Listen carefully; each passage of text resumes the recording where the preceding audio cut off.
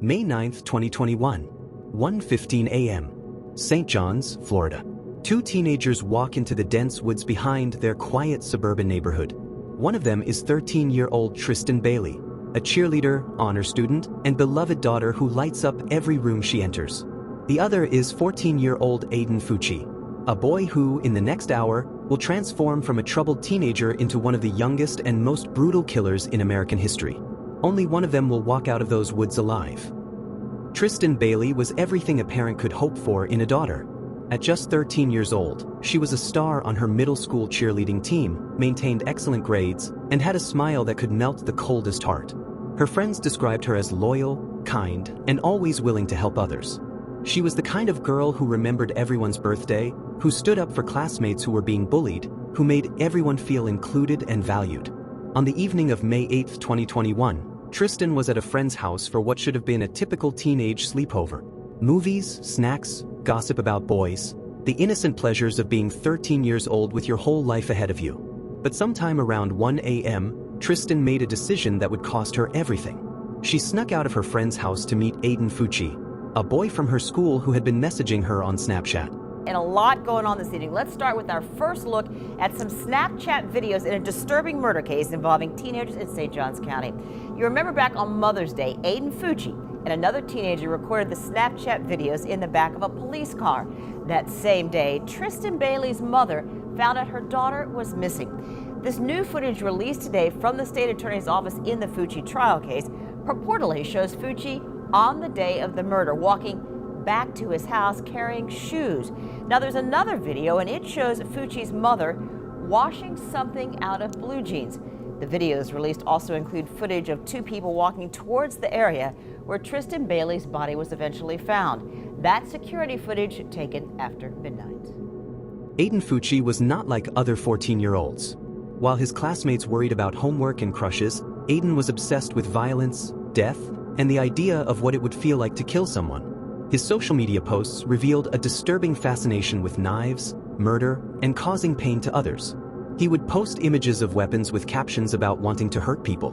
He bragged to friends about his violent fantasies, but everyone assumed he was just trying to seem edgy and cool. They were wrong. On that fateful night in May 2021, Aiden convinced Tristan to meet him in the woods behind their neighborhood. He told her they were just going to hang out, maybe walk around and talk.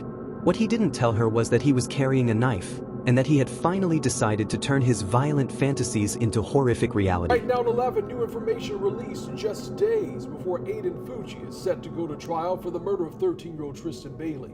Police interviewed friends who were with Fucci hours before he's accused of stabbing his classmate to death in St. Johns County on Mother's Day of 2021. And they say Fucci previously talked about killing people. Now, we've reported on the recordings before, but tonight, for the first time, we are hearing from Fucci's friend describe those conversations. Because he's a minor, we're not naming him. He's talked about killing people. He's talked about fighting people.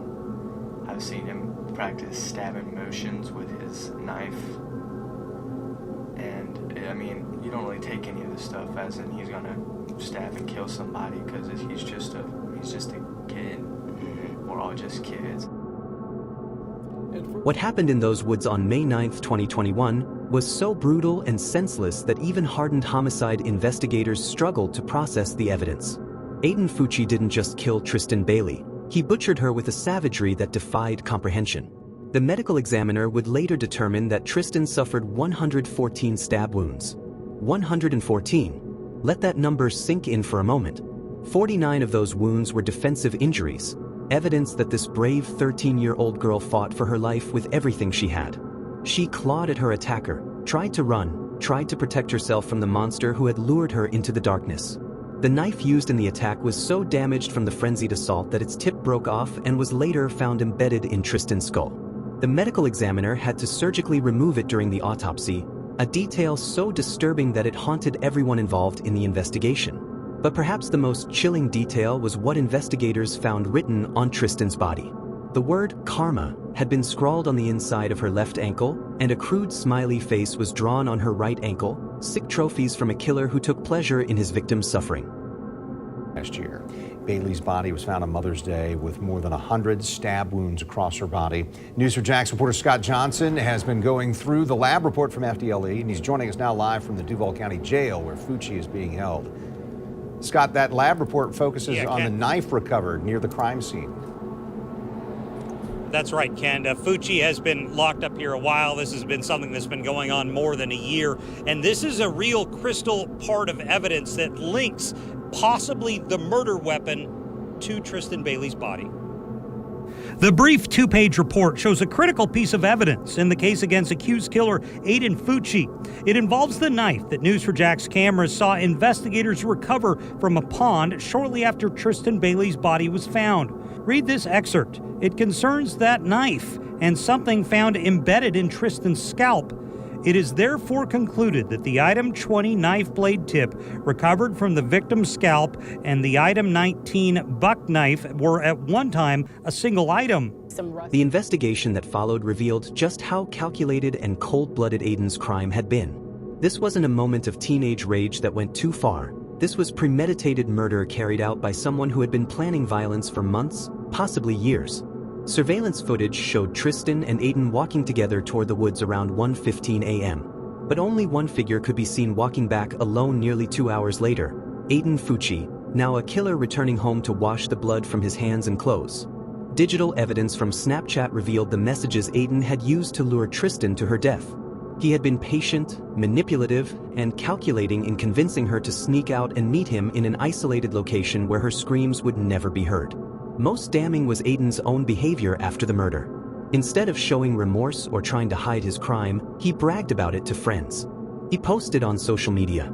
He even took a selfie in the back of a police car, flashing a peace sign and smiling as if he had just won a prize rather than destroyed a family and taken an innocent life. The DNA evidence was overwhelming. Tristan's blood was found on Aiden's clothing and shoes. His DNA was under her fingernails from her desperate fight for survival. The broken knife tip in her skull matched the weapon found in a nearby pond, a weapon that belonged to Aiden Fucci. On February 6, 2023, just as jury selection was about to begin, Aiden Fucci made a decision that shocked everyone involved in the case. Rather than continue fighting the charges and forcing Tristan's family to endure a lengthy trial, he pleaded guilty to first-degree murder. It was a rare moment of something resembling humanity from someone who had shown none to his victim. On March 24, 2023, Judge R. Lee Smith sentenced 16-year-old Aiden Fucci to life in prison without the possibility of parole. At the time, he became one of the youngest people in Florida history to receive such a severe sentence. The judge's words during sentencing captured the horror and senselessness of Aiden's crime. The evidence shows this defendant engaged in a prolonged, methodical, and vicious attack on a 13-year-old girl.